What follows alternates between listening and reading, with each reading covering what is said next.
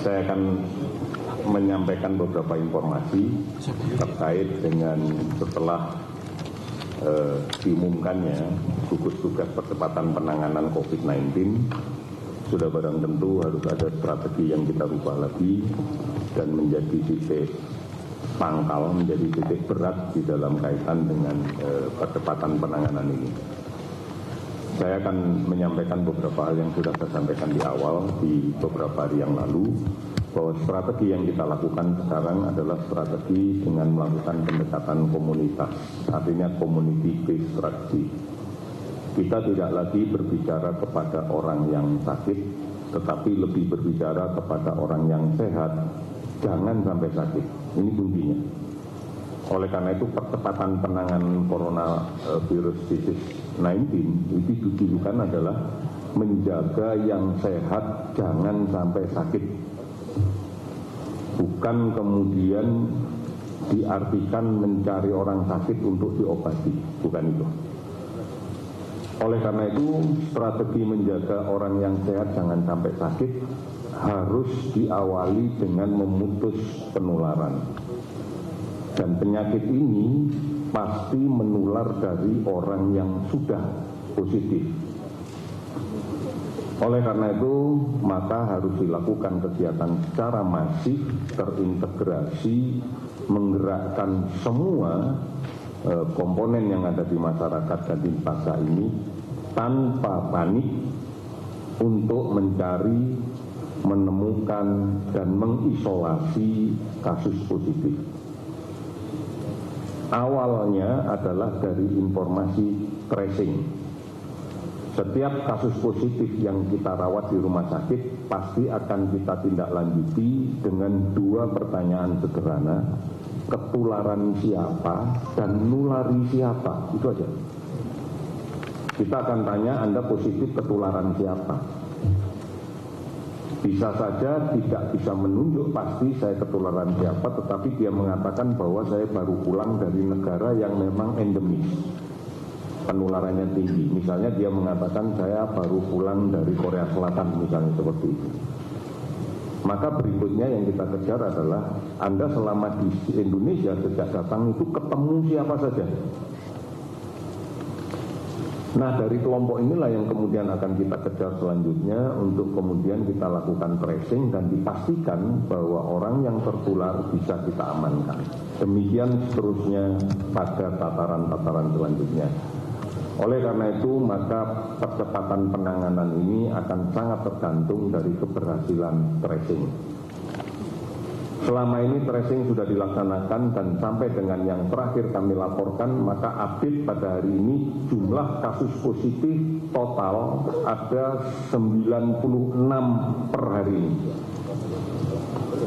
Dari terakhir kemarin kita laporkan 69, sekarang menjadi 96.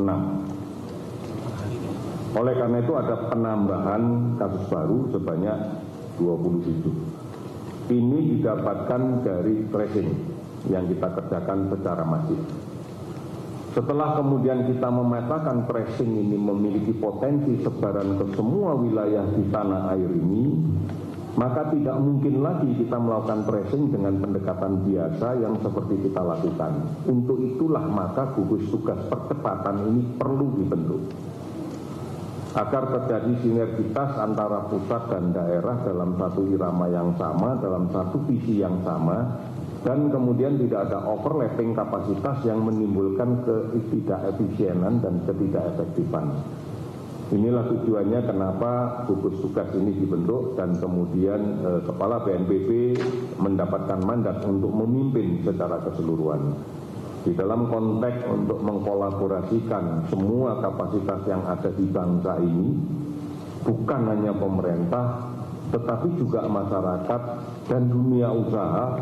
Ini sejalan dengan logo BNPB yang segitiga ujung-ujungnya itu, pemerintah, dunia usaha, dan masyarakat. Kemudian juga akan berbicara pemerintah mulai dari tataran pusat sampai daerah, sampai yang terkecil di tingkat masyarakat. Ini menjadi kekuatan besar kita. Kalau kita tidak melakukan pola pendekatan seperti ini, maka kita tidak akan mampu untuk mengendalikan penyakit ini. Kita bersyukur bahwa penyakit ini pun tidak memberikan dampak yang signifikan dalam konteks rawatan pasien.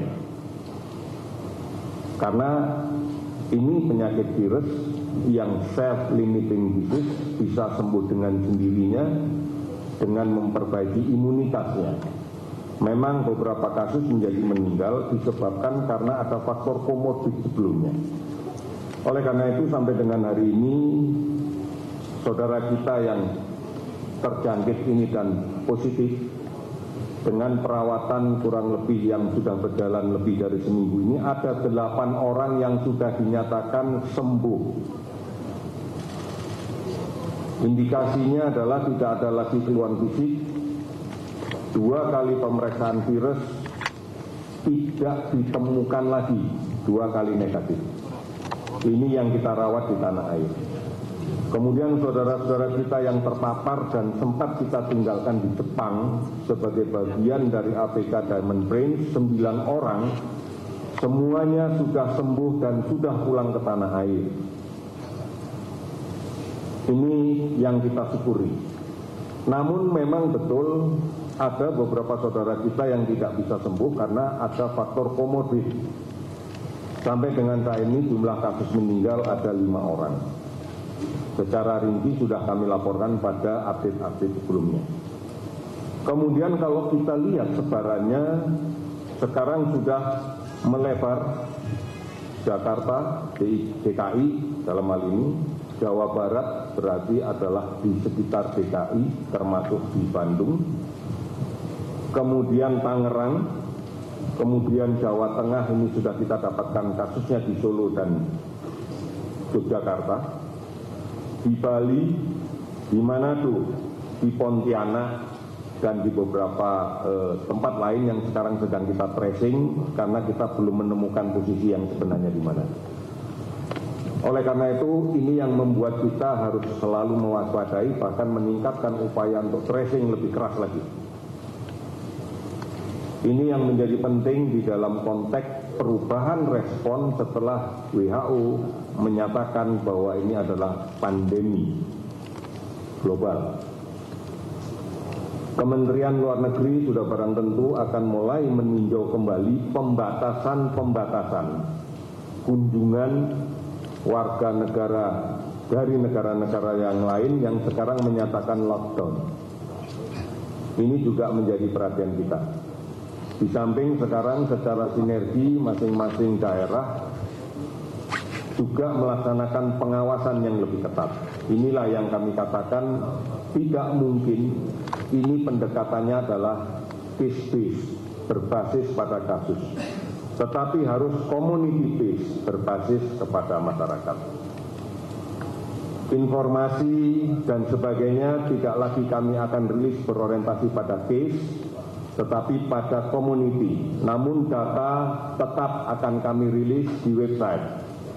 Dan website ini nanti akan kita hyperlinkkan ke websitenya BNPB, website dari kabupaten provinsi yang ada seperti yang DKI sudah membuat, itu akan kita hyperlinkkan semua sehingga dengan cara seperti itu kita akan bisa mengikuti perkembangan kasus ini dengan baik.